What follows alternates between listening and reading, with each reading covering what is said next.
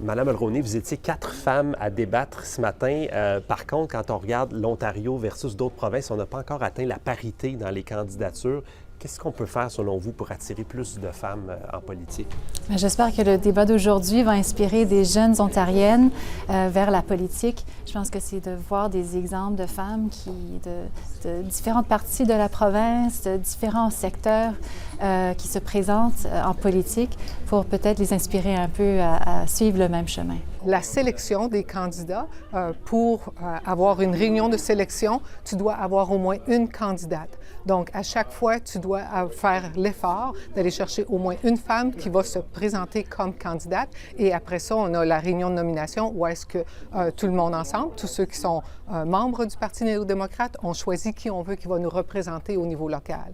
Et quand tu laisses les gens choisir, souvent, ils choisissent des femmes. Ce qu'il faut faire, c'est d'avoir un milieu qui va encourager les femmes à se présenter, puis aussi à entretenir un genre de respect entre nous autres, parce que je pense que des femmes peuvent être intimidées quand ils voient ce qui se passe à la télévision, lors des débats, la période des questions. Ça peut devenir très acrimonieux, puis il n'y a personne vraiment qui veut travailler dans ce climat-là. Je pense que d'abord d'avoir une scène comme ça attire déjà les jeunes femmes parce qu'on voit que c'est possible, on voit la représentation des femmes, donc déjà ça donne des modèles dans nos communautés, mais aussi je pense qu'il y a quelque chose à faire au sein de nos partis pour recruter des femmes, pour attirer ces femmes et les inclure sur le terrain et dans le système aussi. Je pense à Queen's Park, je pense à moi-même en tant que mère monoparentale.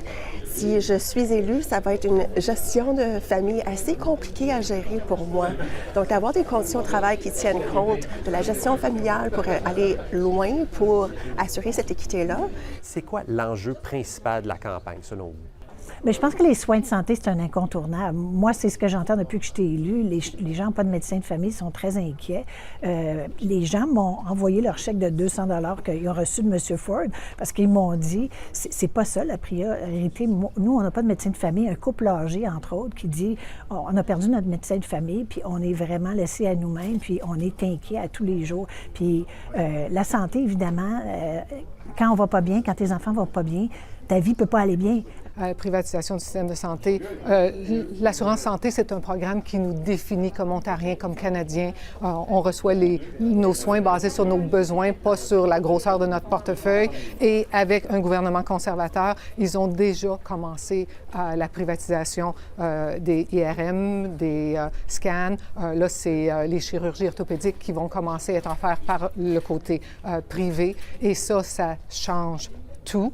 Ça va rendre les temps d'attente beaucoup plus longs dans le système public parce que les infirmières, les médecins, on ne les invente pas. Ils partent du public pour aller au privé. C'est la menace tarifaire de Donald Trump et qui est le leader, qui démontre le leadership nécessaire pour faire face à cette menace, qui est prêt à protéger les Ontariens, les emplois, les entreprises. Il y a plus de 450 000 emplois en Ontario qui sont menacés par les tarifs.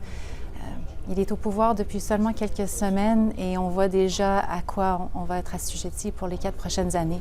Ce qui ressort pour moi, c'est vraiment l'enjeu de la santé. Notre système de santé est en écroulement actuellement et la question de la privatisation est vraiment quelque chose que j'entends haut et fort parce qu'on voit les impacts. Moi-même, j'ai perdu mon médecin de famille. On est dans des élections anticipées que votre gouvernement choisit de déclencher. Ça faisait plus de 40 ans qu'on n'avait pas vu une campagne en plein hiver. Quel défi ça vous pose, vous, comme candidate? Il fait beaucoup plus froid.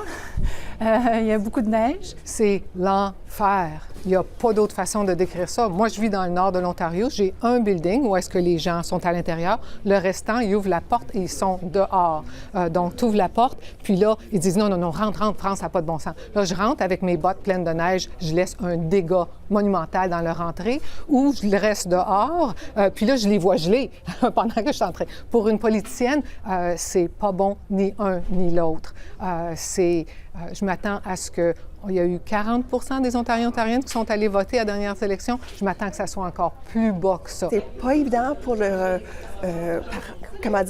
juste le recrutement, mais la rétention de nos bénévoles. C'est d'avoir quelqu'un qui m'accompagne pour cogner aux portes.